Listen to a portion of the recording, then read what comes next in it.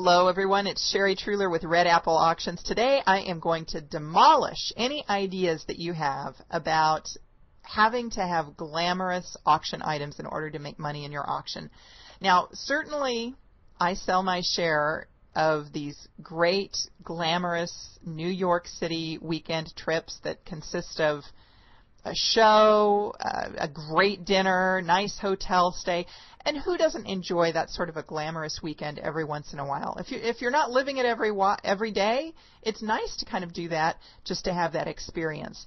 But there's a lot of off-the-wall charity auction items that are going to be great for a lot of crowds and might be better suited for your particular audience. I know that where I grew up, a small farming town in Kansas, this item that I'm about to describe would have gone over fabulously. It would have been a big splash with auction guests, and maybe it would be a big splash with yours as well. The idea, which I got after reading an article in the Orange County Register, is the chance to compete in a demolition derby. Now you know the tie-in there when I said I was demolishing the idea of a glamorous auction item.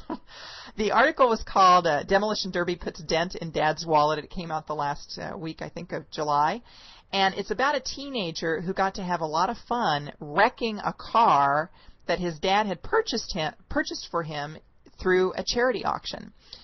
His dad had to beat out 15, that's pretty popular, 15 other bidders, and he paid $3,000 to buy one of these cars. There was 3 of them donated by Ben's Asphalt, so he bought one of the cars.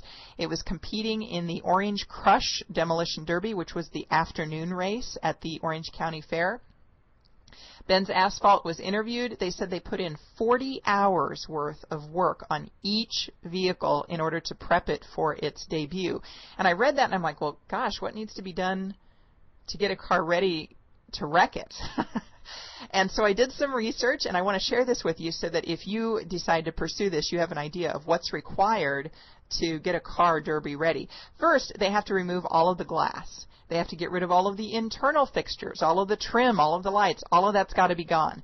They also weld the doors shut, and oftentimes, depending on the model of the car, they will reposition the gas tank and put it in a location that is safer so that the car won't, explode. And I will, as a side here, I will say that demolition derbies historically are very safe.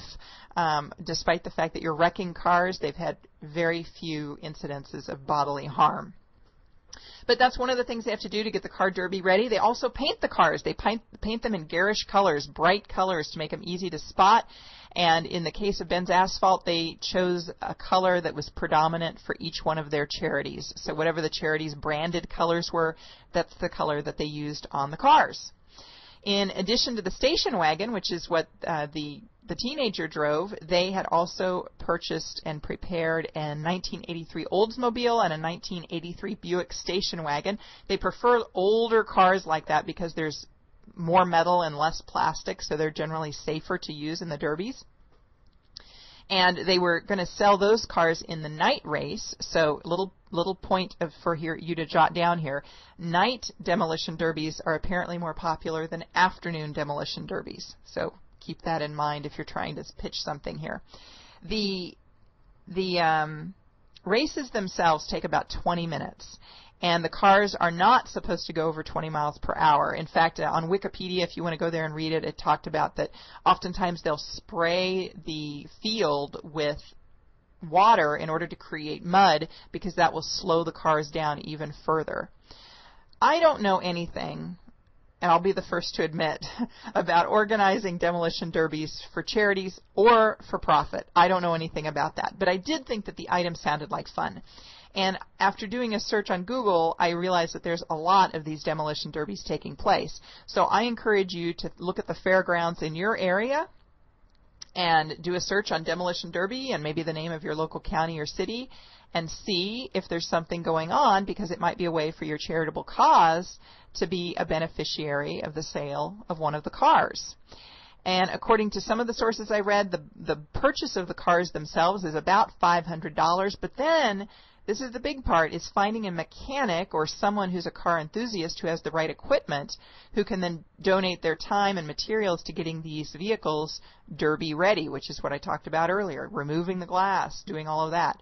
So what I liked about that, as I thought about it, was that at so many of our benefit auctions, I don't ever see a mechanic listed as a sponsor.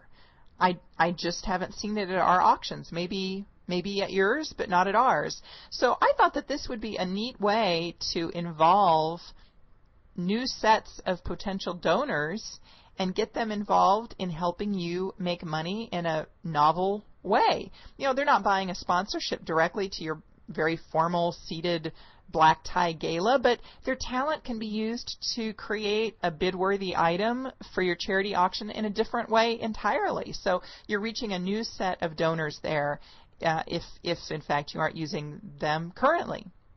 So that's it for the Demolition Derby and demolishing your idea of a glamorous auction item. I think it would be a hoot. If you've done it, though, and have other experiences to share, please go ahead and email us at info@redappleauctions. I'd love to hear what you have to say. And if you're looking for other free ideas, that's on our website, redappleauctions.com. If you're looking for other just great ideas to sell, sign up for the item guide. You give me your email, and I'll immediately send you out our guide. It's the top 100 items that are selling in benefit auctions today for over their estimated value. Great for procurement strategy meetings. So I'm Sherry Truhlar with Red Apple Auctions. Thanks for listening, and good luck in your auction.